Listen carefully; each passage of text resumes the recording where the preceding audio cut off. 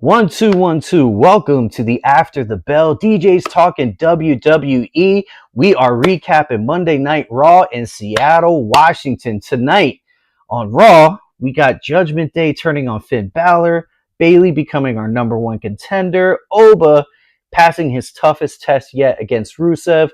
Danhausen curse may have changed the match outcome. CM Punk closes the show with his promo and all that good stuff. Joining us tonight, I got my brother, of course, representing Virginia, David. What up, David? How's it going, man? What's going on, man? How you feeling? I'm doing well. And join us once again, representing Chicago, our man DJ Heavy. Darren, what's good, bro? How are you, man? Good. How you guys feeling tonight, man? Good? Doing well, man. I'm glad Raw picked it up because that show started out very slow. I was like, I was texting David. I was like, I don't know about this show. This is not a great one. But then things turned around. So overall, I ended up happy. All good. So let's go ahead and recap it. So our opening segment, we got Adam Pearce calling out Seth Rollins in the middle of the ring, demanding he comes out. And then, I don't know, we got probably, 12, 15 masked men start surrounding the ring. And then they all start doing like the little shell game shuffle of who's who. And then finally Rollins reveals himself. And Pierce basically tells Rollins like, hey, man, I don't care that you want to beat up the Vision. I don't like them either. But you're not medically cleared. We can't have you doing this. And, of course, the Vision comes out. So Logan Paul... Austin Theory come out. Both have microphones, which I feel like is a mistake in Austin Theory's case. That boy is just not getting over. He's trying. He's just not getting over. So one thing, though, and I'll bring this up first. So as the Vision comes out, of course, they try to do like the little masked man shuffle again as Seth kind of gets whisked away, I guess you could kind of say. But as that all is happening, I noticed this in the crowd. Now, David, so you're going to be a good one to ask here, Darren. David thought the crowd was yelling, Logan sucks. But I was looking at the crowd's faces, and it looked like they were saying, Cody sucks. What did you hear, Darren? I heard Logan sucks. Okay, all right. So maybe it's me, maybe... I saw Logan reacting to it. I mean, it'd be weird if they all just started chanting "Cody sucks" in the segment. Yeah, well, I thought it was weird. In fact, I texted David. I was just like, "Whoa, that's kind of crazy." All right, so maybe it was Logan. Maybe I was kind of mishearing it. But anyway, going back to that real quick, which speaks to how great over Logan is as far as a heel, because nobody cared. Oh yeah, he was even in the ring. He's there too, guys. no one's shitting Theory sucks. No heat for you, sir. Stay in the cold. Only theory we like is the Big Bang Theory. That's it. So we got so as the Vision interrupts and Seth gets whisked away there, LA Knight comes out to kind of beat down, and then the Usos come out to kind of beat down because, of course, they got the problems with the Vision. And then that's just how the segment kind of ends. So I did want to ask you guys, do we feel like this Masked Man storyline with Rollins is already starting to kind of get a little stale? I'll start with you, David. Makes you wonder if he's really legit not cleared yet. And it just he's got to be clear by now, right? Like that was I was thinking. I was like, 5 months. Maybe to do a little bit, but not actually be in the ring, because maybe they had to pull him in a little bit earlier with all the injuries between Braun and Bronson. But do you think the storyline's getting a little stale with all these masked men and this whole thing? It was definitely different. I saw a little. I think it was on X. Somebody used like the little Mario thing where they're shuffling all the mushrooms and the Mario heads around. That's good. That makes sense. I like that. Hev, what do you think? Getting a little stale, or? I mean, a little 3-card Monty thing going on in the ring. I thought that was kind of cool, I guess. I don't know if it's stale, but I think for me, the whole Vision is just is in the dirt. It's hurting. It's hurting. It's stale. To me, Austin Theory can't get over Logan. I mean, he's pretty much carrying all the heat right now. You got Bronson's out, Braun Breaker is still out, and I mean Seth probably isn't medically cleared, but hey, we need you to come here and put a button on the storyline. Let's go ahead and wrap this up because I mean it is what a nothing burger, you know. And that was my biggest problem with this segment in total. It was actually my next question to you guys. Did you guys feel like this moved any kind of storyline forward? I didn't. I just thought this was a big nothing. I think the only thing maybe setting up Austin and Logan against Usos for the titles at Mania, maybe. Maybe, but they did bring out LA Knight though, so I don't think they would have brought out LA Knight for no reason. That's a good point. Yeah. You know, so I mean, unless maybe LA Knight and the Usos form an alliance with the Vision, but then who would be the Vision's third? Because like Paul Heyman, I don't know, like everyone's hurt. Like They even said Heyman's out for. Even Heyman's out. Yeah. Yeah, Heyman's hurt. Even the manager got hurt in the Vision. Jesus, did Danhausen put a curse on the Vision that we don't know about? Like, what is going on? Was that the trade off? We get Danhausen for the Vision. It's like the Marvel. Like, what did it cost you? It cost me everything. It's like they're on life support. Like, yeah, bad. Is Braun close to coming back? And they're just trying to keep air in his lungs long enough. It's just kind of sad. That's a possibility. Sorry. I just it's kind of sad because I felt like a lot of people thought that this was going to be like the next Four Horsemen or the next Evolution, and this was the next big thing. These guys, remember it was a whole thing. Oh, who's the next mystery guy? And you can literally see them handpicking who they thought were going to be the next guys to lead the company, as in a Batista or Randy Orton or whoever. And then to see this kind of fall apart is kind of heartbreaking, man. And it's really no one's fault. It's you know what I mean? Like, it's really no one's fault either. I did hear an interesting theory, but hit me. That people are getting injured. People are getting injured left and right because they got rid of the house shows. We talked about that on Friday. We talked about that. House shows are where people go to practice. Essentially, you practice for the audience. You get your reps in. Less reps means you're easy to pull something when you're, if you don't warm up in basketball, or if you only play basketball once, every few months, and you go full sprint, you're going to tear something. Same thing that's happening to, I think, a lot of these wrestlers. They're not wrestling as much. They cut down on the house shows, if there's any. And I think people are just now like, hey, we're not really warming up or wrestling often. We're taking these hard bumps. Like, we're working every day. The body only can take so much, and people are getting injured left and right. So I don't know. I mean, maybe Triple H's fault. Always blame Triple H. David, I know you were talking about this on Friday a little bit. Yep. I mean, I agree. I mean, so much you can do at the Performance Center. Yeah. Right. And like, so I kind of mentioned, you know what I mean? I was like, I said on Friday, like, we all know TKO's all about their money. Like, well, why not offer like a $10 a month premium to sickos like us, and we'll pay it to watch house shows? Like, that's fine. You know what I mean? Like, you can still use the product somewhere. You know what I mean? It's not like, I'm sure they look at it like it's a waste. Like, they're like, well, we care about TV, and this is a waste. From my understanding, they cut down on the house shows just to kind of give wrestlers a little bit of a break because, it's 365 every single day. You're traveling or wrestling, and you got multiple shows, and it was burning out a lot of wrestlers. People are getting fatigued. They said the locker room was, not in the best of spirits. So when Triple H kind of announced this, it was like mixed reactions. A lot of people were happy because, like, I get to go home now in between Mondays and Fridays and get to go be with my family and be a father, and not be like a Rey Mysterio deadbeat dad, So that guy. But I think it's one of those things where I think TKO is also in a lot of hot water. Right now, if they were to say, hey, we're going to charge an extra $10 on top of the ESPN, on top of the premium of Netflix, on top of all these things, I think people would probably revolt and probably head up to TKO headquarters. But on the opposite, I was just using it more of a way to like, okay, let's get the house shows back. And like, okay, you guys can still make some money off of this. You know what I mean? Like, absolutely. If that's the trade-off, us real wrestling fans, I mean, I know I'd be willing to make it. You know what I mean? Like, that's cool. I'll pay $10 to watch a bunch of dark matches, like I'm cool with that. I have no worries with that. Yeah, I'm stealing all this stuff through NordVPN anyway, so it's fine.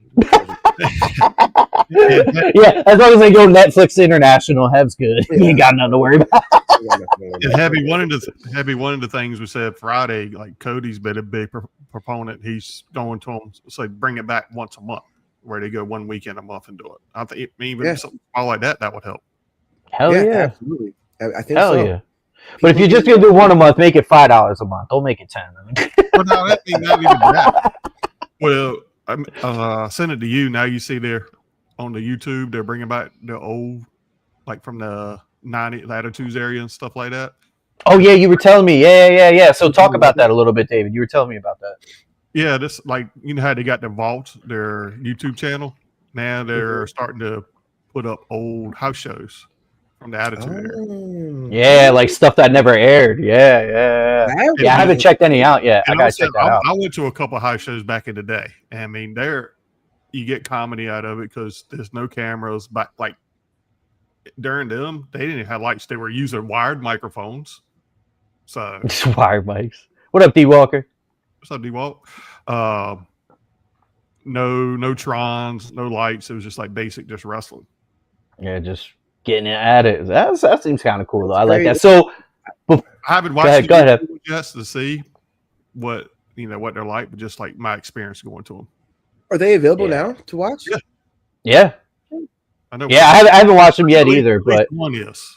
The Vault channel and the regular WWE channel are great, man. Like if I'm bored and I'm just like kind of working and I just need something up on the TV, they'll run, like they were doing like Best of Royal Rumbles and all that when that was going on. I'm like, oh, this is great. Just why? And for a guy like me that hasn't been watching very long, it's cool to kind of see this stuff. You know what I mean? Like I actually saw a match with Triple H as what's the full title, like Helmsworth, whatever. Hunter yeah, like he came out like all dressed up in the suit and stuff. I was like, what the hell? Yeah. I've never seen any of that before. So what's that? Was China with him or no? Not at the time. No, China. I forget who he was wrestling, but they were actually wrestling in like a pig pen. I don't know if you remember that, David. Yeah, that's when he was getting his. He had the heat from the. It was crazy. It was crazy. But you were gonna say something, David? The one they got up right now is from March of '98. Austin, Rock, Taker, Triple H, and more. Full live event from. Wow, that's cool. That's cool. Might have to watch that. Yeah. And sorry, they're doing the ballyhoo, or whatever you say, lights. That's about it. Yeah, D Walker says house shows were fun back then, man. Yeah, I can imagine, man. I missed out on all that stuff. So before we wrap up our opening segment, my question to you is: do you guys feel like we'll see Seth leading up to WrestleMania, or do you think we'll take a little break with Seth now with this whole confrontation with Pierce? I'll start with you, Hev.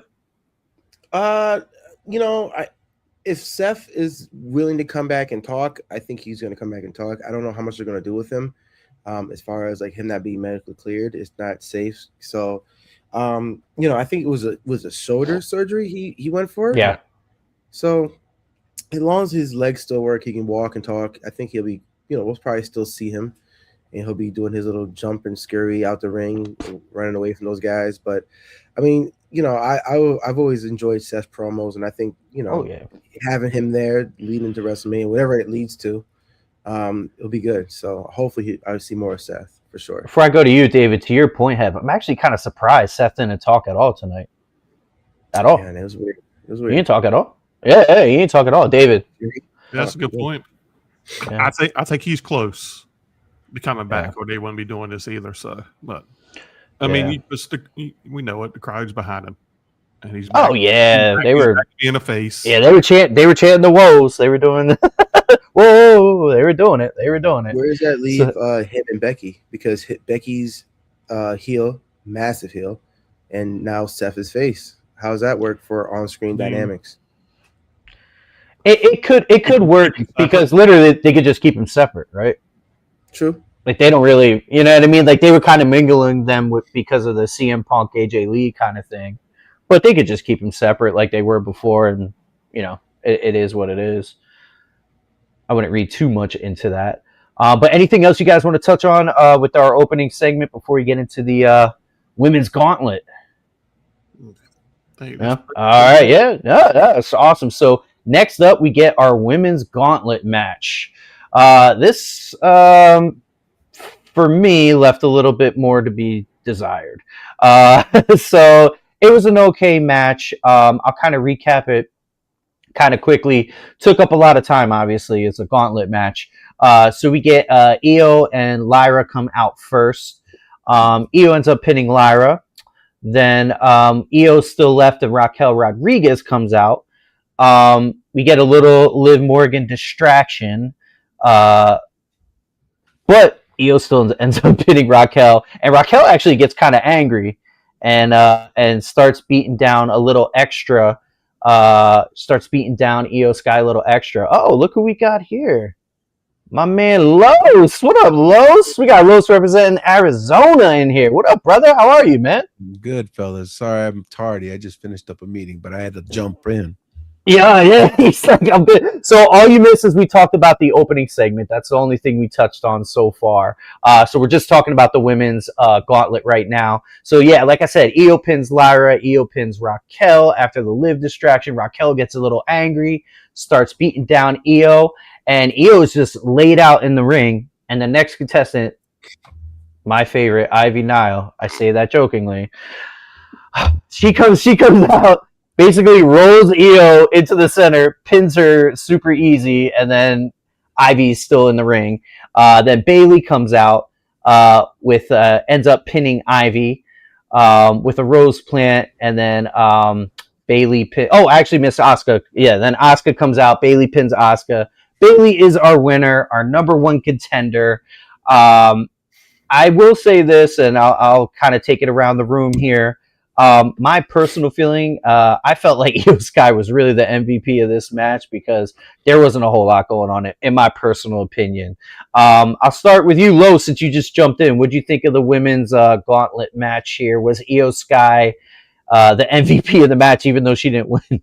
No, for sure. I thought she was still going to, especially me too. After getting Raquel out of there.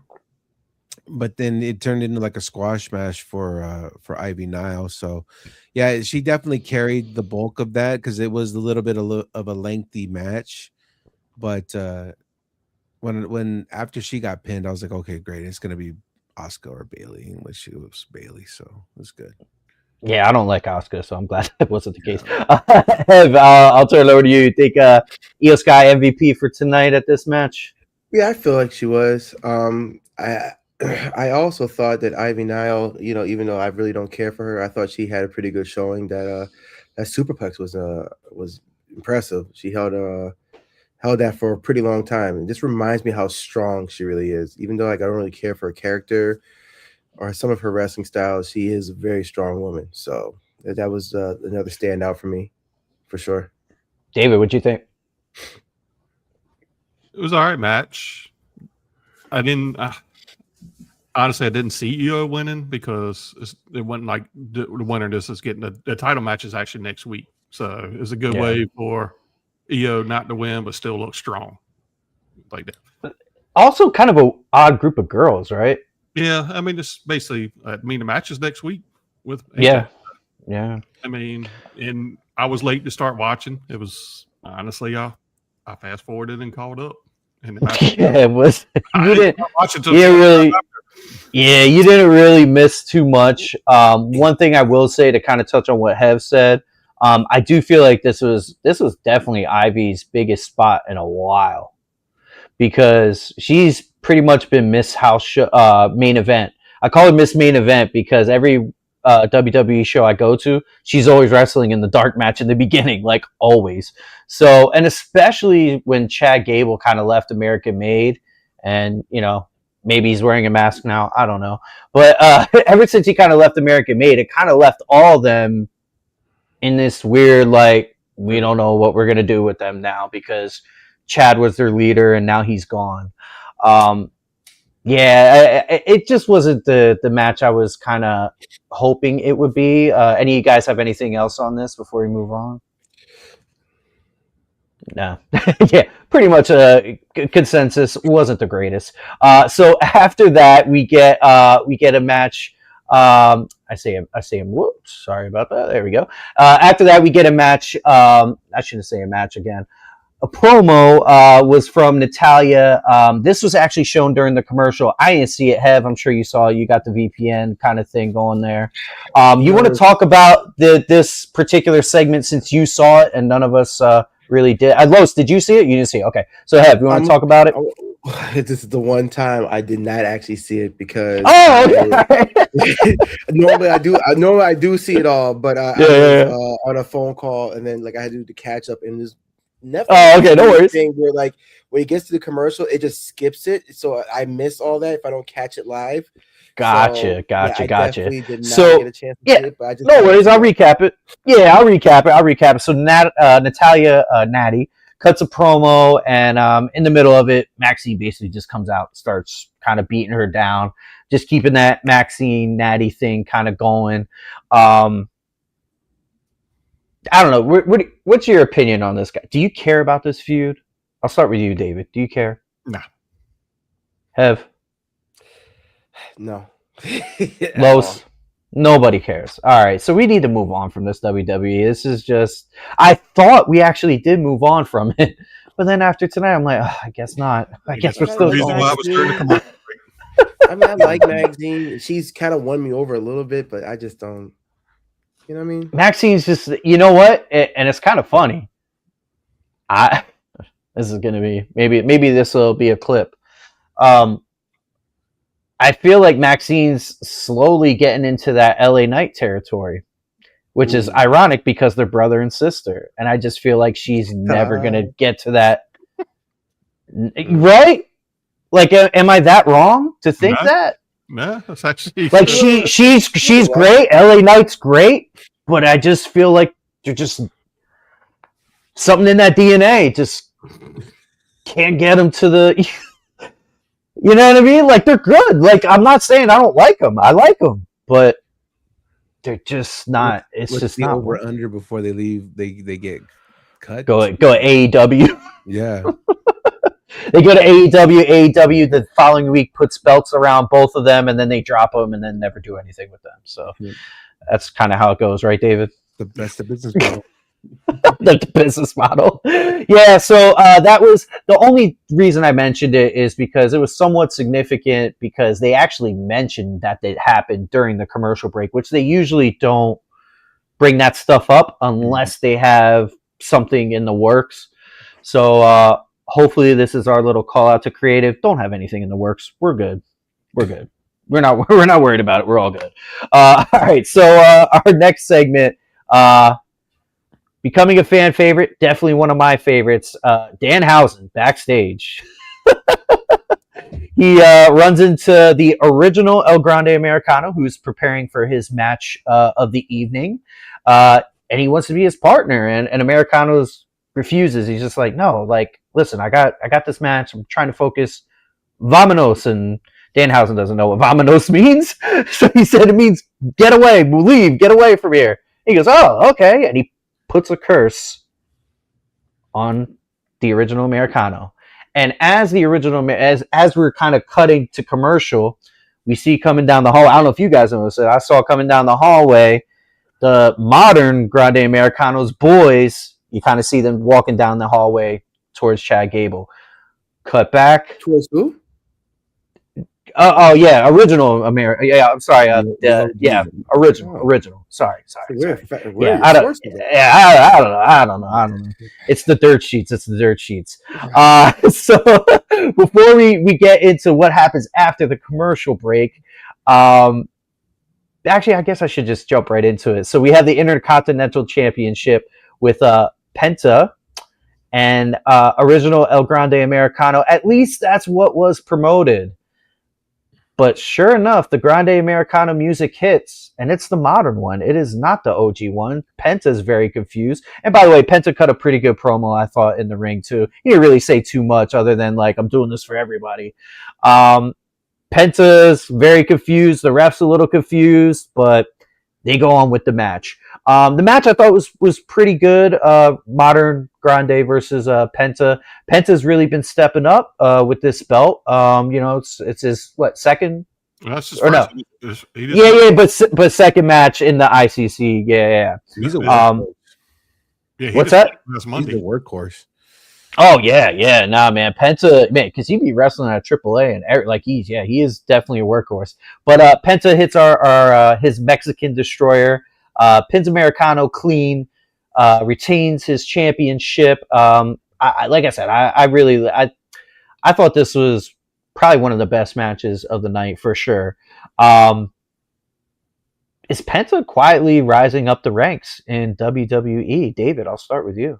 I don't think no quiet. He's been over since he's been there. Well, you know what though? I will kick back a little bit on that. I do feel like until he won this belt, I feel like it has been a little quiet for him. He had a couple of injuries, set him back a little bit. That helped. Yeah, for sure. Hev, what do you think? Penta's climbing up the ladder here? Main event ladder? I'm gonna echo David's sentiment. I think Penta was a star the minute he came out and cut that very passionate promo of his kids in the front crying. Like I was hooked. I was like, this guy's gonna sell a lot of freaking masks. I was like, this guy, he has it. Whereas like Ray Phoenix comes out and he tried to do the same thing and it just falls flat. So it's definitely like, and that's Penta, his brother. Yeah. right. So it's definitely Penta. It's not like or whatever you would call it, but it's definitely like he has the machismo. I don't understand. I don't speak Spanish, but like I know passion when I hear it, and you can hear it in his voice, Yeah. So he crushed it. So absolutely, Loth. What'd you think? You think he's moving up the ranks, moving up the main event ranks? He's got that it factor, man. For piggybacking off of Ray Phoenix, right? He's a little bit more technically better as a luchador, right? But he doesn't have the aura, that Penta has. The moment he showed up, I didn't really know about Penta, and I'm Mexican, and I didn't know about him. I don't think it's a requirement, Lo. So you're good. I don't even speak Spanish. You know what I mean? So, but when you're talking about like he was instantly over from day one, and like going back to Danhausen too, like that dude, he won me over within a week. When they brought him out, I'm like, dude, what is happening? What is this? He won me over in one line.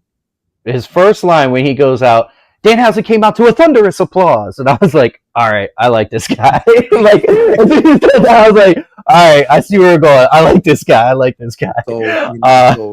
But no, I mean, Penta is definitely going to be he is the Latin face of WWE for sure. Yeah. I would agree with that. I would agree with that for sure. Him and Steph too. Stephanie too. Yeah, Stephanie is definitely, but all right, so getting back to Danhausen, his curse immediately comes true. He's 2 for 2 on curses. Well, listen, I'm curious. I text you. I don't think we really caught it. I think he legit put a curse on Miz Friday night. Because he did a point. He said, "You are cursed." So I'm curious where that's going to go Friday. With the Miz? Yeah. He actually pointed and said it. Mm-hmm. I didn't really catch it. Did he say you are cursed or you will be cursed? Yeah, you are cursed. You are. He did say you are cursed. Okay. I didn't catch. Well, I mean, Miz doesn't wrestle that much, but maybe we'll see that. I would love to see.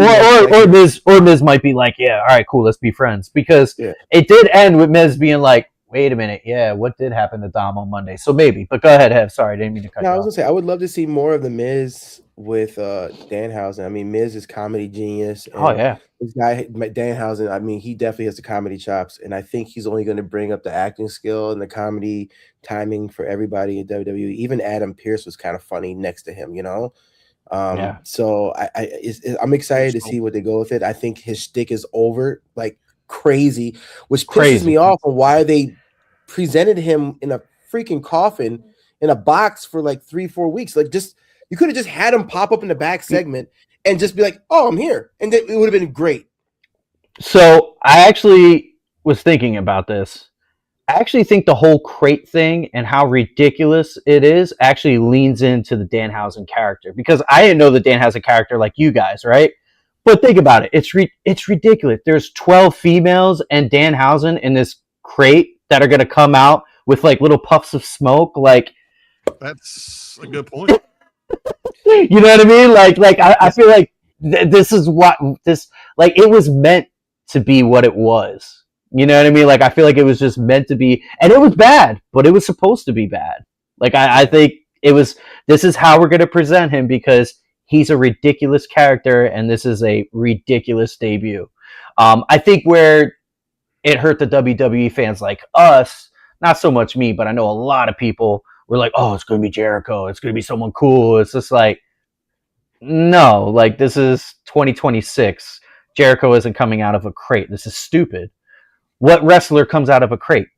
Danhausen. Yeah. So that's how I kind of look at it. Danhausen made the list. And what I sent everybody earlier, which is crazy, they've already done more with him in what now? 9 days than AEW did with him in how many years? Yeah, I mean, he's the number one, top 2 selling shirts. Did you see the video before the show? He was at the souvenir trailer. Mm-hmm. Threatening fans would be cursed if they didn't get a shirt. Yep. I actually missed that. That's funny. I missed that. and his catchphrase is over and it's crazy.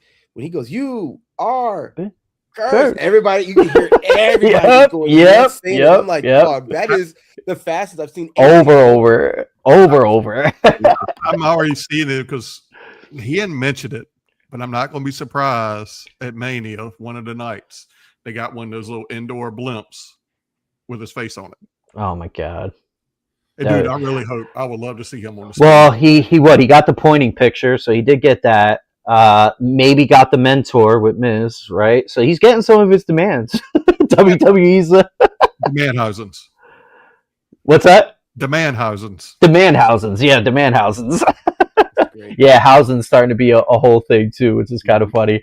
But yeah, man. So Danhausen, everybody's loving him. I mean, talk about a one of the quickest 360s ever, with people booing to just fix it real fast. And he is, and you mentioned it earlier in our little chat, but he is quick. I didn't really catch his response Friday night for where he said, when he was talking about the goth kid, he's like, I was a jock. I was a prom king. Yeah. So when Miz was just like, I don't want to be around some goth kid, and like under his breath he goes, I was a jock and prom king. But anyway, like it's just, his comedy is just hilarious. Yeah. He's quick with it. Yeah, love it. And who knows? Remember, one of his demands was his own television show. Maybe they do. I don't know if you guys. I'm sure that's what I think. The Witness Miz, he wants to have his own TV show. Yeah, the real world. Miz and Mrs. Well, remember, they haven't done it in a while, I don't think. But remember that Grayson Waller show? I mean, maybe they do something like that. You know what I mean? Like with him. Great. You know what I mean? Miz or some shit like that. Danhausen's house. No, Miz TV coming back. You're cooking. Oh, we're cooking some stuff here. We're cooking some stuff here, creative. All right, so dog is gone. And his position open for you right now. Yes, it's open. It's open for you. It's open. Our Truth. What up, Our Truth? Nah. Our Truth's gonna call him Sting. Oh, you're too funny. But all right. So next was probably the most important part, biggest part of the night, was our Judgment Day storyline. So we're backstage, and Dom's looking for Finn, and JD's like, I'll go find him. And Dom's like, I got something I want to say. So he goes into the ring and basically calls out Finn. It's just like, you cost me my match. Come out here right now. Finn comes out with JD. Oh, I forgot to mention Raquel and Liv were with Dom when he came out. Finn comes out with JD. They get in the ring, and Finn's just like, dude, you always talk about how you want to be the greatest Mysterio of all time, and you could do it if you weren't such a little prick. And I don't know why they bleep out prick. Yeah, they'll let shit go and fuck every once in a while, but yeah, we're gonna bleep out prick. I don't know. So you got Jay dropping the word bitch every episode. I can't even watch anymore. I'm like, dog. Yes, that's on Dom's not that bitch. And that's on USA. Yeah, that was on USA. Yeah. Netflix, we're paying you money. Yeah, that was on USA. Jeez. But so after he calls him a prick, they start to get into it, and basically the Judgment Day starts beating down Finn pretty good. Basically, I guess you could say jumped out of the gang. Is how we could kind of look at that. Taking on some street shit, and they jumped him out of the gang. So now, what do we think this leaves Finn? Is this the right move for Finn? I feel like it is the right move for Finn, and probably leading to a Dom Finn WrestleMania showdown. I'm sure that's what we're leaning towards here. I'll start with you, Los. What were your thoughts about this? Is it the right move for Finn, and do we see a Finn Dom match coming up at WrestleMania? You know, Finn's married to a Mexican, right? Didn't know that. He's fluent in Spanish. What if they fought at Triple Mania? That could be. But I feel like they would still hit that with WrestleMania though. Before. Oh, for sure. But yeah. I mean, there's like the possibility of the crossover too. Oh yeah. But no, I definitely see one of the manias that they throw down. That's for foreshadowing for sure. And the same thing with like Grande Americanos, like that mask match. That's all just loading. So yeah, we're on a slow cooker. They stomped them out. Next is one of the Mania matches. And real quick, just so you guys know, I know you guys don't always keep up with the AAA. So Dom is actually fighting Vikingo in AAA for his belt. Vikingo's challenging for the belt. But if Dom loses, he can't wrestle in AAA anymore. He's out. When is that? Is that this Saturday, Los? It's coming up very soon. Very soon. It's coming up very soon, though. It's coming up very soon. I can see Finn popping up in that. Oh. Yeah. Voodoo doll. Yeah. Haven't seen that in a while. Imanito. Yeah. So one thing actually I'll go to you, David. Talk about the music as well. I kind of glossed over that part there. But what do you think about Finn, and then touch on the music? So first thing leading off, Lou's Heavy, I don't know if y'all caught it. When Dom came out, he didn't come out to his normal. He came out to Finn's Judgment Day music, the right version, before he started went back to I didn't realize that. His original. So I thought that was interesting. You knew the split was coming. Yeah. But I didn't think we were going to pull it this quick. Honestly, if it wasn't for, you said, the AAA event, I could see Finn being written off for a couple weeks. Or, let's talk about this. What if they just teased the Demon music at AAA during this match? He don't come out just enough to tease him. Remember the old heartbeat? A little distraction. He had that heartbeat when that theme. A little distraction, maybe. I can see the Demon being at Mania. Yeah, it's going to be... he's been pretty vocal about why he doesn't like doing the Demon character, was because he has to sit all day in makeup. He's been very vocal. That's a lot. How much it sucks getting all that makeup done every single night. I want to say he was spending like 6+ hours just getting that makeup put on. It's a lot of paint.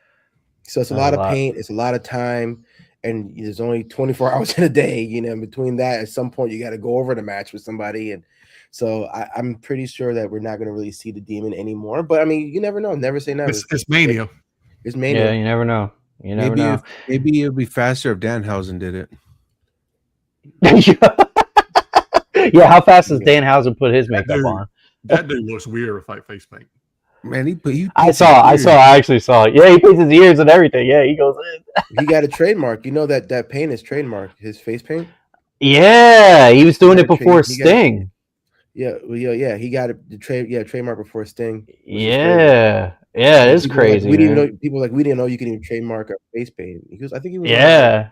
in it because it was some character, some video game character that had like very similar thing. He's like, yeah, I gotta get Yes. this. Was there somebody in our group talking about waiting for Truth to say, call him Sting or something backstage? Yeah, that was me.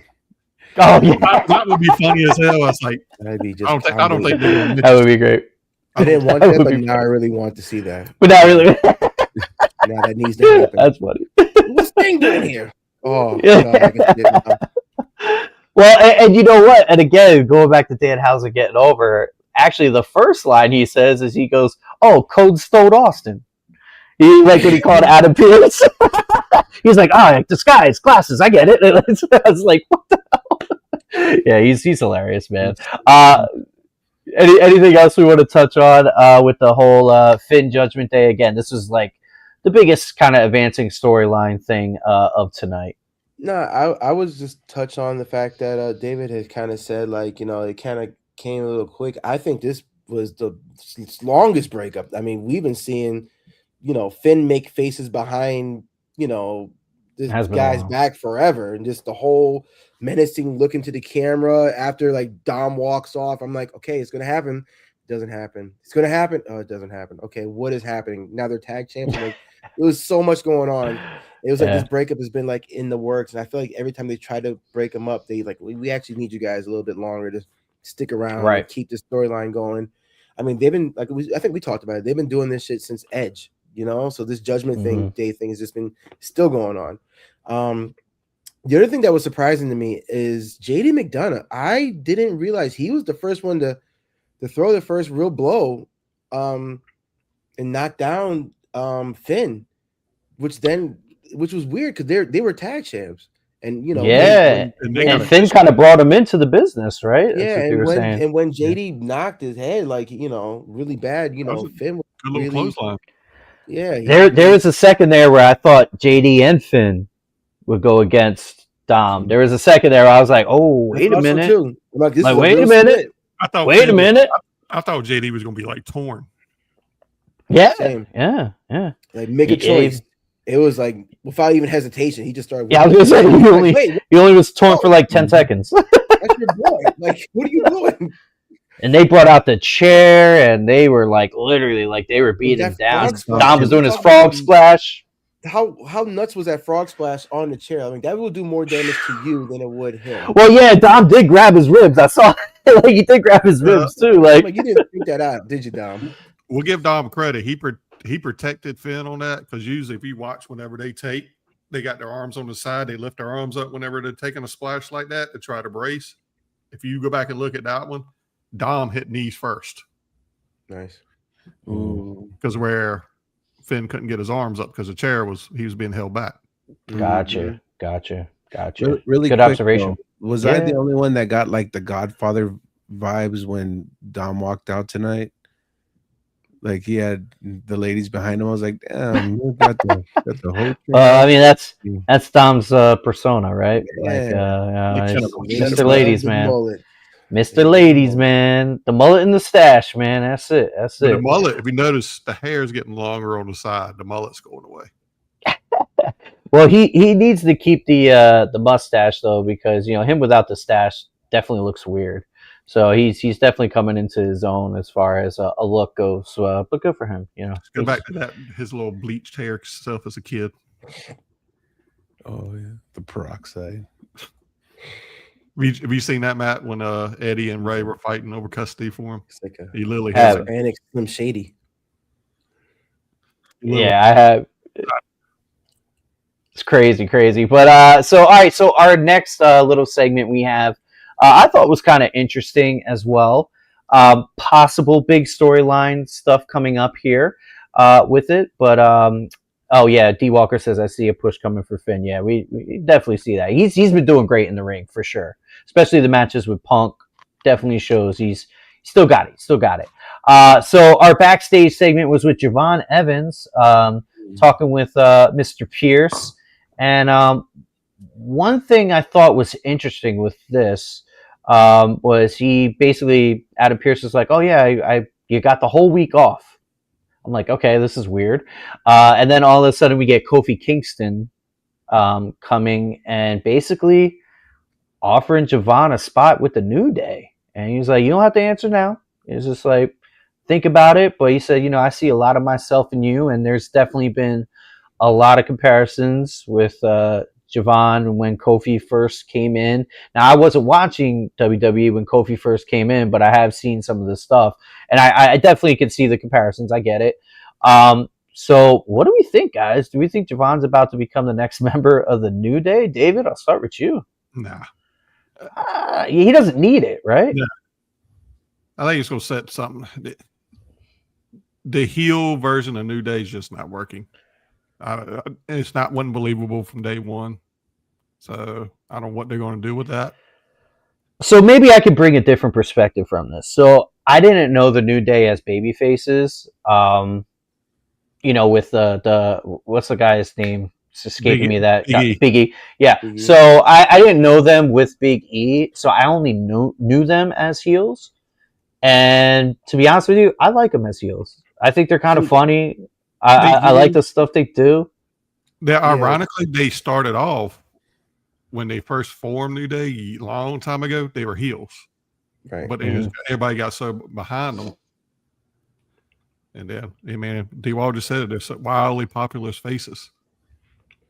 Yeah, they were heels, but I forget something had happened like culturally, and they pulled back because they came out because the New Day was supposed to be like an old Baptist church testament, like type of like the New Day, thank God, and all this other stuff. They started back off as that, and then something happened culturally where they're like, "Ooh, you should probably pull back from these characters," and then they made the switch to face. Next thing you know, they have Booty-O cereals and like they're serving pancakes, and it was just super over. Yeah. And then they literally had their own cereal. Yeah, they literally had cereal in. I have seen that. Yeah, the Booty-O's. It's crazy. And then Big E ended up breaking his neck and he never came back, which then led to what I think was, some people think that Cena's heel turn was the best, but I think that heel turn from Judgment Day was a masterclass, dog. Like that was so good. And now, did you watch that, Matt, at all? That Judgment Day heel turn? Who did you see it, David? The heel turn when they first turned heel, or I guess the last time they turned heel. New Day? Yes. New Day. Oh yeah. Oh, when he turned on Big E. Big E. Yeah. It was I think that I enjoyed that heel turn way better than the scene. Everybody thought that Xavier was going to turn on Kofi. Yeah, we didn't know what was going on, so they were just like a lot of New Day was coming up with their like 10-year reunion, and it was a lot of tension. And it was just like Kofi and Xavier were just butting heads every single week, and you just Karrion was getting in Xavier's cross. Yes, and you just saw like the split happening, and then they both get up there, and everybody's like, "Oh God, here comes the fucking breakup," and then Big E comes out to try to save the group, and then they both turn on Big E, and it was just like, "Oh my God, I did not see this coming." So it was good. Sounds good. Yeah, sounds good. Sounds good. I like it. You should look into that. I like it. I like it. Los, what do you think? Are you thinking Javon might be joining the New Day in the future here? He's bigger than the New Day already. That's what I think so too. Yeah. I wouldn't mind seeing him and Kofi more together, but I don't think it's necessary. Yeah, I just don't think it's necessary for Javon. It's probably just a little character trying to dangle a little bit. Who knows? Maybe the character trying to dangle is Javon turns him down, Kofi gets offended, and we get Kofi and Javon at Mania. I was about to say, is that going to be the Mania match? We need mid-card matches, boys. We need good mid-card matches. And that would be a good one. Yeah. Which I'm surprised they gave it to us for free on TV. They have to do something like a ladder match or I don't know, do something to up it. Street fight or something, but yeah. They actually did a main event match too. I don't know where it was, but I saw it on I either saw it on the YouTube main event or it was at the Philly show that I went to. They had a match on Raw at one point, like not too long ago. Yeah. Mm-hmm. Yep. That's what I'm talking about. Yeah, the match on Raw. Yep. But before that, they wrestled again, like I said, at a main event. I either saw it on YouTube or it might have been before the Philly show. So yeah, they're great in ring together though. But yeah, Javon, definitely another fan favorite that we definitely all love Javon. So what ended up being I guess it's our main event match. Rusev and Obafemi. Big boys going at it. This is old type of wrestling. Yeah, David's got the little strut going there. There you go, It was great. It was great, man. Yeah, it was great, man. I like this match. Probably one of my favorite Rusev matches that I've seen thus far. Because he doesn't really wrestle. He doesn't get on TV too much. But yeah, Obafemi hits his power bomb, pins Rusev, and still ends up being less than 5 minutes, but definitely Oba's biggest test thus far, and it should be because Rusev's the biggest guy he's faced thus far, so that makes sense. What did you guys think? You think Rusev gave Oba his best match yet? I'll start with you, David. Yeah, and more I'm thinking about it makes you think too, because Rusev was hanging with him. Rusev was trading blows. It was affecting him. But all of a sudden that switched his turn. It's like the rest, like, all right, we got to go home. Because the ending felt a little rushed. Not by much, just a little bit. Because all of a sudden he just explodes and all of a sudden knocks Rusev out. Where they it felt like that squash match with Brock and Cena, where he just came out and just murked them, and then it was over. Well, at first it won't a squash. That was the thing, and all of a sudden it was just like that switch flipped, like the last two moves. I did notice that. Yeah. What'd you think, Hev? I mean, you guys will appreciate this. Matt won't get it, but big meaty men slapping meat. It was. Oh, hey, yo! It was one of those. It's a Big E from the New Day. Shout out to Big E. But yeah, this was a classic. Just your 80s style wrestling. Just two big guys, behemoths going at it. I thought it was a good match. I mean, in a time where WWE doesn't really do short matches, it's nice to see a match finish without a commercial break in between them. But I mean, again, they probably cut it short because they knew Punk was going to need more time to get his promo off. They like to throw him on at the end of the show, and they went probably longer than what they needed to. So they had to probably cut this match a little short. Probably whisper in there, "Hey, let's go home. Let's wrap this up." Most likely, but I thought the match was solid. I mean, again, this just builds up to not run it back, Los. Not run it back. Not run it back. I think what we're building here is towards Obafemi and Brock Lesnar. Oh yeah, for sure. I think this is what we're building to, and I pray that they give it to us at Mania this year. I feel like we're not going to get at Mania, knowing Triple Five. I was going to say. So let me ask you this: Do you think that it might be? Think logically, not Do you think it might be a little too soon? I mean, they might want to hold off on the Brock. I'm still sticking. If they don't sell enough tickets, I'm saying they're and ticket sales are in the toilet right now. They're not great, and I think this might be the thing that we need some mid-card matches that are going to be great. Let's go ahead and run this. And I mean, if they do, that'd be great. If not, I mean, it is what it is. But I'm still thinking Seth for Brock maybe. See, because they planted that seed. When they were talking about his return, what is the Beast going to think about his But to your point, I was going to say, to your point, you said, we need more mid cards and stuff. So don't you think, I'll kind of play devil's advocate here, don't you think if they wait, this actually will be a main event and not a mid card?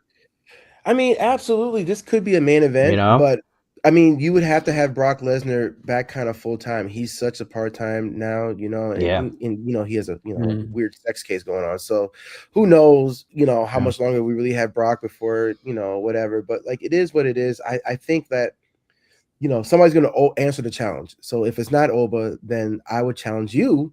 Who would it be outside of Oba? Because I mean, you have Oba going through all these people now, and I can see him coming out of WrestleMania and saying, "I've ran through everybody. There's nobody left," and Oba just marches on out, and the whole crowd goes crazy because he's leading up to decimating all these people. Like, okay, I'm up for the next challenge, which would be Brock, and I think Brock should put him over. So when you say who, this is my fear. I don't want this to happen. Just letting that know, I don't want this to happen.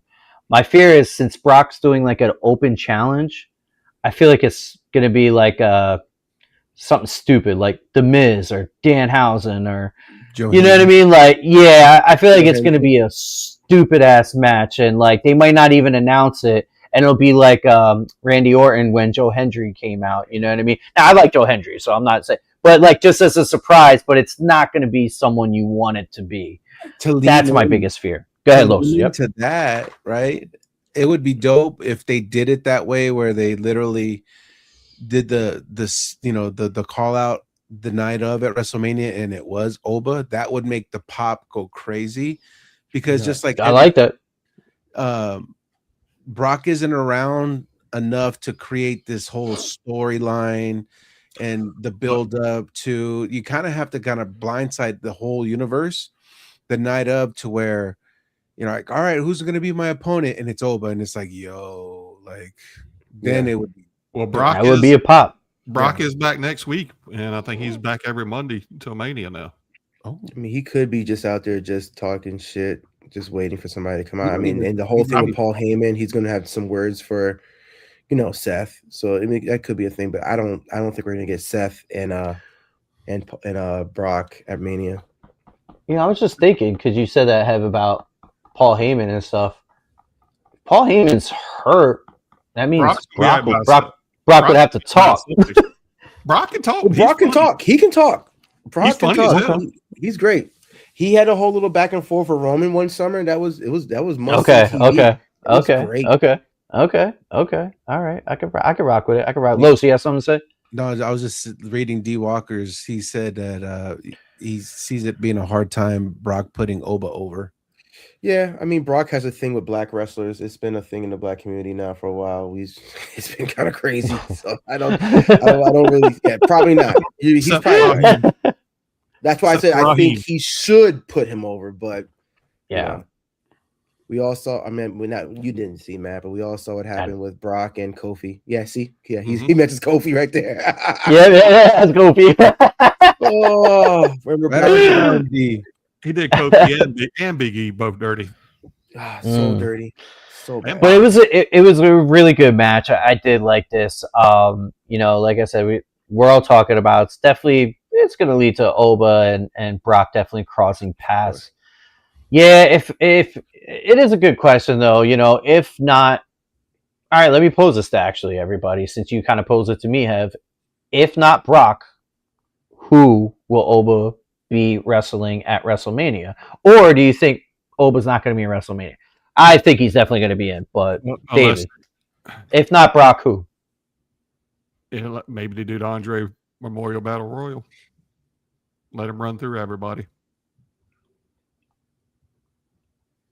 Not a bad idea. All right, Ev? I don't know, man. I don't really. I mean, if it's not going to be Oba, then it's going to be something goofy, like you said, like Joe. Yeah, Hendry. that's it. Yeah, like Joe Hendry, but I don't know unless they bring some guy from AEW or some free agent that we don't know about. They're going to put over. Then like that could be a thing. I don't know who. I don't read the dirt sheets enough to know who's Jericho. No, it's not Jericho. every surprise, it's like it's going to be Jericho. It's like it never is. It's never Jericho. It's never Jericho. But yeah, I don't know.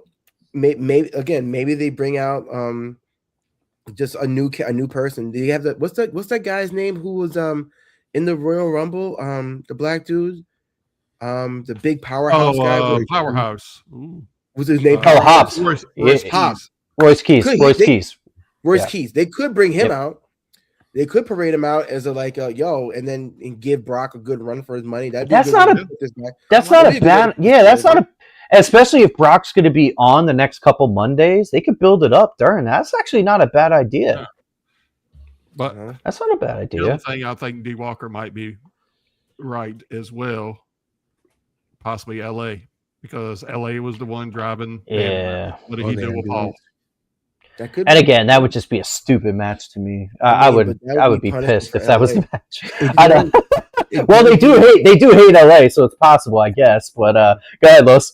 It makes sense with the segment today too, right? Because they started stomping them out. The Division started stomping out LA Knight, and then the Usos came in, right? so you kind of see like the whole tag teams and then LA Knight with Brock to tie it in with Paul, Absolutely. which sucks. Yeah. I mean, if you're an LA Knight fan, what a hard time you're having right now, I'm sure. Yeah. I think you need to pick a new wrestler. Yeah, you gotta pick a new favorite guy. Yeah, you got a new. Los and Heavy, you'll get this. That if it's LA and Brock, it just gives that Brock and Ambrose vibes from years ago. Absolutely. Which is not good. It's not great. And so I hate to say it, but I mean, LA Knight's losing a lot of steam. I mean, every week it's just like it gets harder and harder to really cheer for this guy. It really does. I get it, but I mean, we all feel bad for him too. Like we all like him, kind of. So it's like, ugh. It is. It is what it is. You got Trick Williams doing a better LA Knight than LA Knight. So yeah. True. Then with them lemon pepper steppers, man. But we did get a chance to talk to you guys on Friday. It was just David and I. One thing I did notice with Trick's entrance, of course, as soon as the music hits, everyone's chanting "Whoop that Trick." But I did notice, I don't know if you guys noticed it, as he got closer to the ring, it kind of trailed off a little bit. Well, because he's going in the ring against Randy. I think what happened was, which was interesting for me, it was like Trick, I think it's supposed to be a heel coming over from NXT because he was heel last in NXT. And then I just think because he's such a badass character and he's so charismatic that it's getting over. And so it was interesting because he started leaning more face, but then when he got in the ring with Randy, I think Randy's one of those legacy acts that he's so beloved that the thought of anybody saying anything wrong or mean or bad to, Randy is like, what are you doing? It's like talking smack about Mick Foley. Like you just don't do certain things. Right. So I think it was one of those things where he came out and it was just weird. It wasn't weird, but it was like, I think they're trying to hopefully start pushing him as a heel again. Because even when he did a little lemon pepper, he's like, and he did a little stomp. Nobody said anything. It was silent. People were like, exactly. Yep. Bro, we were talking. I think it was just that poor Jarrett's not here to defend his crowd again. I think that crowd was just kind of. Yeah, we would say the crowd wasn't the greatest. Yeah, and that's Jarrett's hometown of Portland. So was that Portland? Oh yeah, that was Portland. That was Portland. Seattle was pretty good tonight, though. Seattle was good. They had some energy. Danhausen, what do you want from us, man? Oh, too funny, man. Too funny. So our final, actually, you guys want to touch on anything else with the Oba stuff now? Wait and see. That's what we're doing here. So our final, we get our Punk promo. It was cool. It was kind of a little bit of a nothing burger, but it was cool though. Punk basically addressed the backlash from the promo last week against Roman Reigns and mentioning Roman's father, who had passed away. And the Usos come out demanding an apology. And you say, yo, man, this ain't about Roman. This is about, our family and disrespecting our family. And then Punk kind of goes into this little thing about his relationship with the bloodline, I guess you could say in general. And while he didn't know Roman's dad, he knew his brother really well. And he said he would visit his brother in Allentown, Pennsylvania. That's where I'm representing from. Called out the city. So I appreciate that, Punk. But again, Jay cuts him on. He's like, dog, this is not about Roman. This is about you disrespecting our family, and we need an apology now. So Punk starts his apology, but in classic CM Punk fashion, he goes, I apologize. Basically, because Roman's a dick. Like, basically what his apology was. He's like, I'm sorry that your cousin is an asshole. And that basically led the Usos to just give Punk a old man shove, and Punk didn't get back up pretty much. No, he punched him. Did he? Oh yeah, he did. Yeah. They got and then he kind of fell to the ground, and that's kind of where it ended. And the Usos kind of backed down a little bit. Well, that's what it was, right? Like, it's just, obviously they don't want too much physicality because they don't want to risk Mania. I get it. I get it. But yeah, so what did you guys think of the Punk promo segment? I mean, even though it didn't necessarily really advance anything, in my opinion, I thought it was still good though. I still enjoyed the segment overall. I'll start with you, Hev. What do you think of the segment? I thought the segment was great. I'm biased because I'm Chicago's and I like Punk, so this is gonna be a very biased take. So I'll be okay with that. But I like what Punk did. And he's not wrong. Roman's a dick. Roman has been treating Jay and Jimmy like expendable pieces of garbage, and he's never apologized, not once. Even when they went and did War Games, he's like, you with me? He just Roman just goes yeet. And I'm like, is that an apology? Is that what the hell was that? So again, Roman has never admitted his wrongdoing and his mistreatment of his family members, which is still noble that they came out and they defended him, which is cool. But I mean, Punk wasn't wrong. The line was a little. I mean, he did toe the line and crossed it by talking about his dad. But I mean, we'll see what Roman comes back with. But I mean, I thought the segment was great, and I thought Jay, who I typically hate when he talks ever in life, he was good.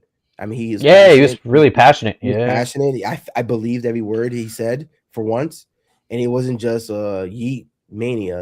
There was no yeeting. I actually liked it. Almost like came off heel. I would like to see more of that from Jay than the fucking, And Jimmy weird. too, man. I like Jimmy's pro. Like Jimmy was killing it too on the mic. He was more calm and stoic, but like he kind of laid it all out. Yeah, he was like, "Yeah, your brother's a hothead. I'll talk to you because you're more whatever." Like it was. I'm like, this is a good cop back. This is great. So it's Los, go ahead. When they do like their bloodline, like when they get in the bloodline, the character, they actually kill. Like Jay he was super dope as a heel, but like he's kind of a cornball now that he's like Yeethhausen. You know what I mean?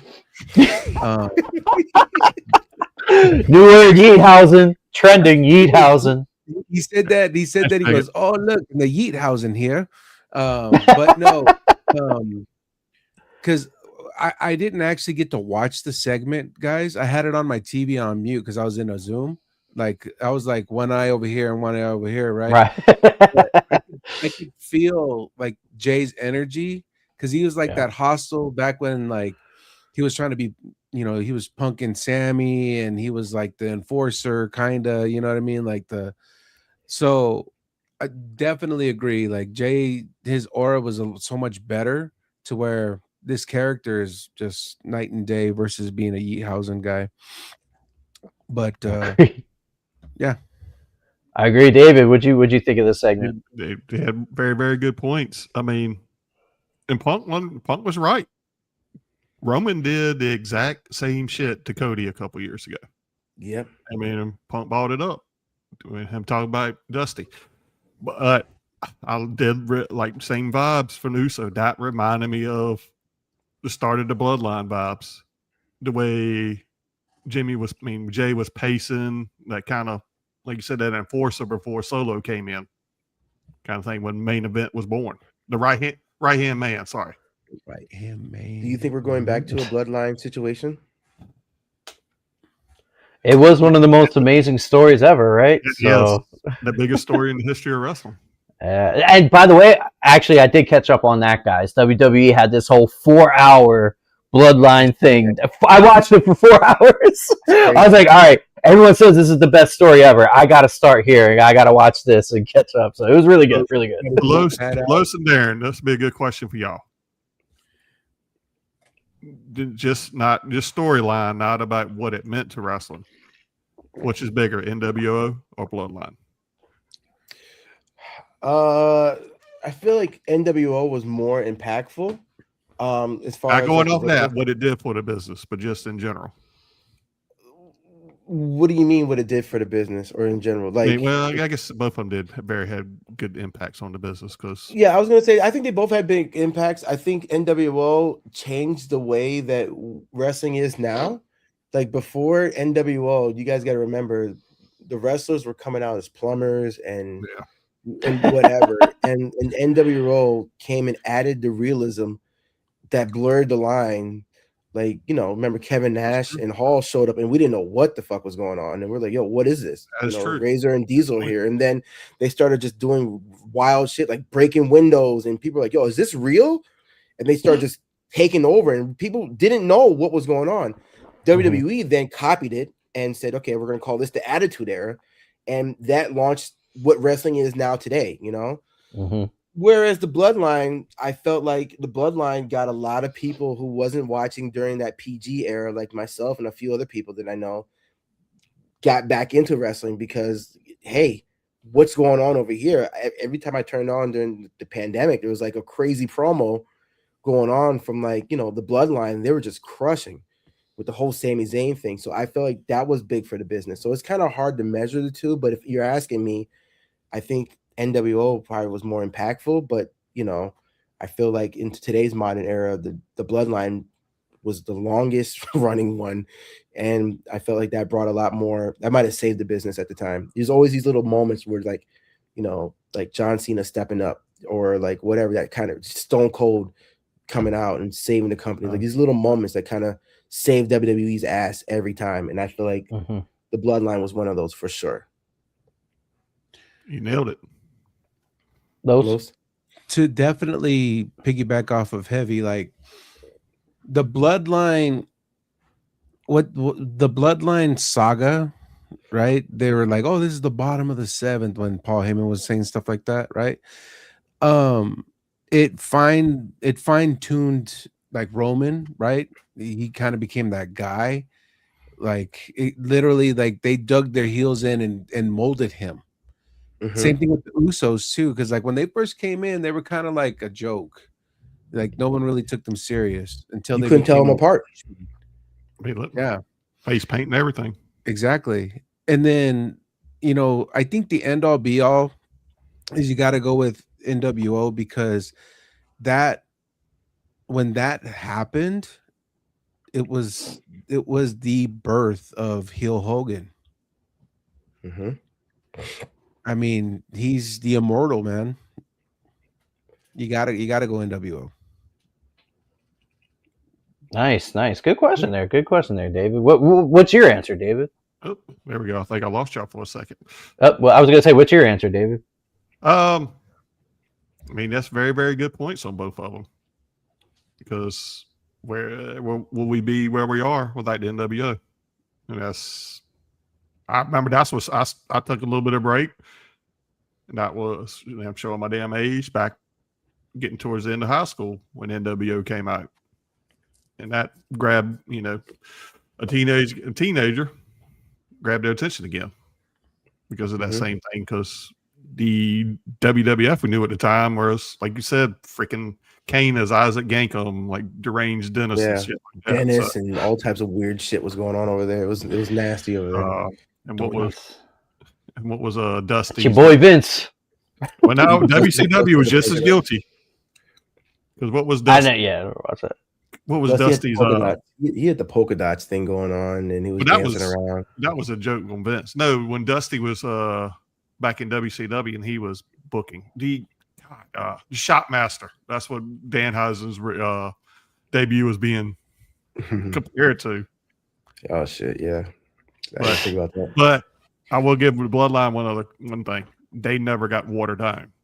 NWO at one point, you looked, what was it, 40 damn members? Everybody was in the NWO. Oh, geez. Yeah, the NWO definitely ran its course. I mean, some people think the Bloodline ran its course because it was like this never-ending story of Roman and his cousins. But that's family. That's like legit family. The one thing I will say is Roman's Bloodline, he definitely put on his family. Like, you don't get main event Jay. You don't get Jay as a champion. You don't get Solo.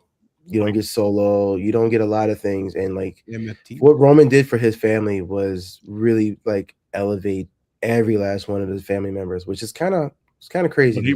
What he wanted. I mean, listen to the interview. It's what he wanted. Yeah. I mean, absolutely. I think not going too much down the rabbit hole, but Solo, he was NXT, completely different character. He was known as the Street Fighter, wrestling barefooted. They would tease him. Matt, they'd be like, this boy don't even own no shoes. He just owns barefoot. That's funny. Awesome. So Solo looked like he was gonna go fight in the Kumite. Well, I mean, I remember watching how it was kind of funny because who Solo is now, when I was watching the Bloodline story, that 4-hour thing, to see where he came from, where I'm like, this dude doesn't even talk. Like, you know what I mean? Like, he's just kind of there. Like, to see where he's at now, it's like, Night and day. It's crazy. It was like a year he didn't talk at all. Like for 1 year, legit didn't say a word. They would get him like Sammy would get him to break. That would be funny as hell. Break everybody. I love it when he's like, "I got tickets. I got tickets." Oh yeah. When he finally started talking, the whole Usi thing. That was just Usi. That was just. But going back to Solo, like yes, he's talking funny as hell. But he was the one that was actually over. Everybody wanted to see him turn on Roman for the longest time. But he never did. Well, never did until after he lost the belt. And you look at Solo's career, he's done a lot. I mean, people I like kind of gloss over I'm a him. fan. He beat Cena at Mania. Clean. But no, it more than Mania. It was like at some other. That was at Mania, bro. That was the first. No, he came back. He came back at Mania. It was like some other. It was elimination. I want to say it was WrestleMania Royal Rumble. It was a Mania. I remember Mania 38 or something like that. It was like 38. I want to say in LA.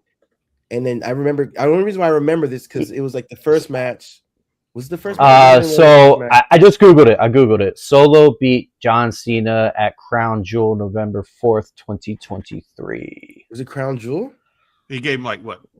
That's what Google machine says. Oh yeah, it was over. It was in Saudi. John Cena. Oh, too funny. Well, Solo gave him what, like 12 Samoan Spikes or something. Yeah, either way, he still beat him clean. Solo, when you look at his career and you see all the wins he has, it's pretty impressive. And he's good on the mic. He's funny. Like I like him. I'm a fan. He need to get him out of the comedy act he is now and back to. I think they need to do a shift with the MFTs or something. The MFTs just it ain't working. It ain't working. And Solo's good by himself. I think Tama can be good by himself. Yeah, I think they need to shift that. They need to mix that up. The problem with the NFTs, I don't know who's who. Tonga, like the Tong. It's like it's too many Tongans. Like I can't keep track of this. You're talking to me saying Tonga. I'm like, which one is that one? Tama's the one that he was like the first one that came out to help Solo. The one that he's whatever that little freaking funny as hell thing. But he's the one that's got the history with Shinsuke. Yeah. So they're teasing that. That boy juicy right now. He bigger than he was too. Yeah, he's swole up. He's taking what AJ Styles was taking. Yeah. Awesome. So yeah, that was the show. We'll do ratings. My rating out of 10. We're doing out of 10 now. My final Raw rating, I'm gonna give it a 6.8. 6.8 is what I'm gonna give it. Solid, but again, it started out really bad. Like honestly, I was actually the way I kind of do this, by the way, I actually will rate every segment and then just kind of average it out with ChatGPT. Nice. I'm not doing math. I'm not doing all that. But before the Danhausen segment, we were at about a 4.4. It was bad. But then things started to pick up a little bit. Didn't really get a chance to shine tonight. Yeah, no. But once he came on screen, then things started to pick up with the Judgment Day stuff and everything else. So, so that's my rating. What do you think in there, David? 6.2, and that's being nice. Well, we know, like we said Friday, we got 6 weeks now to Mania. Yeah. So it's going to be peaks and valleys. Yeah. We're down in the valley. This is a valley. This is a valley. I'm gonna say like 5.2 to be honest with you, man. Like that, I felt that women's gauntlet just ate up a lot of time. It was a lot of nothing. Yeah. I didn't. They had the maxing thing off TV. That was a bunch of nothing. The Punk promo was good, and the Danhausen stuff was good, but it wasn't enough to bring it above a 5 for me or 6 to me. So that's just me. I tell you what, the gauntlet match. I personally ranked that by itself a 6.1, and without Io Sky, that would have been like a 3. Like it was, yeah, she kind of helped elevate that a lot. You know what I mean? Los. I mean, I'm rounding up. I could do like a 6. Solid 6. It was about the same. It was sluggish. You know? The ladies match was long, and you really didn't get much context. You know, it's like this was one of those like we're planting seeds and we're just developing things. This is brainstorming what's gonna stick, right? But we just said Oba's match wasn't that great. It was short. It wasn't that we felt like it was cut short. If that was longer, it would have been better. Yeah. You know, here's the kind of messed up thing. The next thing I want to do is match of the night, and I'll actually still give it to the Rusev and Oba. Yeah. Even though it was that short. You know what I mean? Like, it's still the best. You know, Penta's match was good too, but it wasn't, you know what I mean? Like, was it four matches total if you count the Intercontinental Women's match? I was one. Yep. Yep. I'm curious, what's chat think? I know D Walker and everybody else. Yeah. What was your match of the night?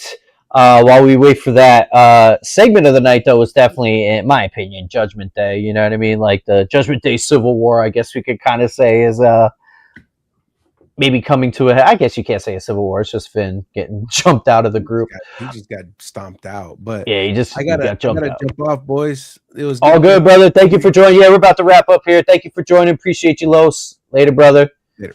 Good brother right there. So that, you know, I would give that. Other than that, you know, heat check kind of rising up a little bit. Dominic's definitely got a lot more heat on him now. You know, Oba's definitely rising. Penta's rising. Bailey's rising. What are we thinking, Bailey, AJ Lee? AJ retained and went that? Oh, yeah. I think so, too. I mean, we know it's getting Becky. I think Becky returns. I don't know, man. I hate to be the guy who goes against the grain. I think, oh, you think Bailey? No, I like that. I think Bailey's going to take it off of her. I just don't see AJ as a fighting champion, you know? I don't think she's back for long. I think she's just back to kind of prove that she still got it. And I mean, the belt would be better on Bailey. I think she can help raise the belt, and I think it could lead to something interesting with her and Lyra Valkyria. You know, that's just me. I still see AJ and Becky at Mania, but Bailey, but she doesn't need the belt for that either, though. You know what I mean? Like they don't need the belt for that. Yeah, I agree with that. They don't need the belt. They hate each other. But that'll give Becky something that nobody's done. The first three-time Intercontinental Champion in the women's. It would do. Yeah. And then it just wouldn't be her saying it. Bailey and Lyra. Greatest Intercontinental champ of all time. That's just her saying that. Yeah. Vince does it. The Inquirer. Yeah, but I was gonna say, to your point, Hev. I don't remember if this was a show you were on or not, but I did mention I did question how much we were gonna see of AJ Lee with the belt because she's not full time. So I wouldn't be shocked if Bailey won. To your point, because you know if AJ's not going to be around every other week at least. And that's something that Bailey's never, and she said she's never gotten, and I think it's just a setup to like her getting it and us being really excited when she does grab it. So, they did have that backstage segment too with her kind of talking, about that with Lyra. So, I wouldn't be shocked. I wouldn't be shocked. That's a wouldn't good. be mad at it. I'd still, like I said, I think Lyra and Bailey are gonna be in a tag title match. Yeah, and then and then we'll kind of see what happens with El Grande Americano and he advertised that for next week, which is weird. Which is weird. I thought that was a Mania match but it's not a mass versus mass. It's just a straight. No, it's a straight match. Yeah, I think that's going into no contest or some kind of shenanigans. Yeah, and speaking of which, do we have what's going on SmackDown? I actually didn't look this up. You guys have any announced matches for SmackDown? Not that I have already. I mean, you got Cody and Randy gonna be their first interaction. Oh yeah, yep. Would be nice. Mask versus mask would be at Mania. D. Walker says. Hopefully, I still think that belongs. I know it's good. I agree with him. I think it is going to be at Mania. Oh, we have Jay Cargo and Michin for a non-title match. This is something I did want to talk about. I'm glad I googled this. Jelly Roll's making an appearance. Why would he be making an appearance unless he's going to wrestle at WrestleMania? You think he doesn't have a clear opponent right now. He just pop up. For no reason, he's just going to come in. He's done it several times before. He has, but I mean, this is Mania season, so I mean, this Mania always has like one celebrity match, damn near every year. And he showed out. He showed out at SummerSlam. He showed out. Whoever they pair him with, and they'll come out and interrupt him mid promo, and maybe Jelly Roll is getting back into the ring. Kit. Ooh, that'd be nice. Kit would do good. Kit or what if they do like a because R-Truth makes music. What if they do like a whole? They're both face. Well, let's do like a tag.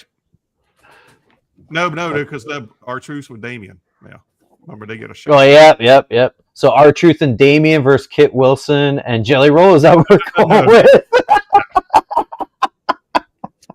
Oh my God! Now we're doing comedy bookings.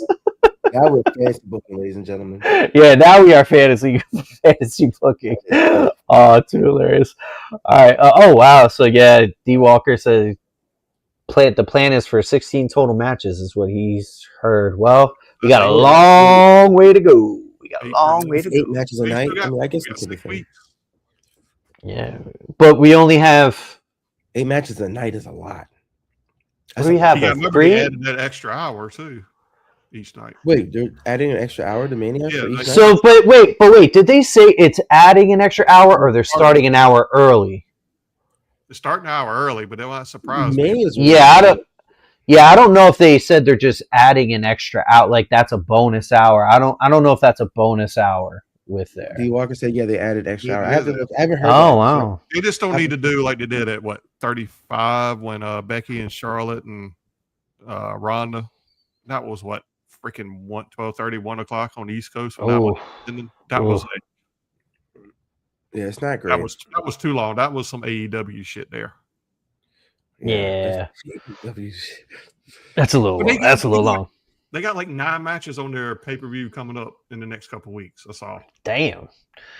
Man. I mean, they focus. They're a wrestling company, not sports entertainment. So. All right.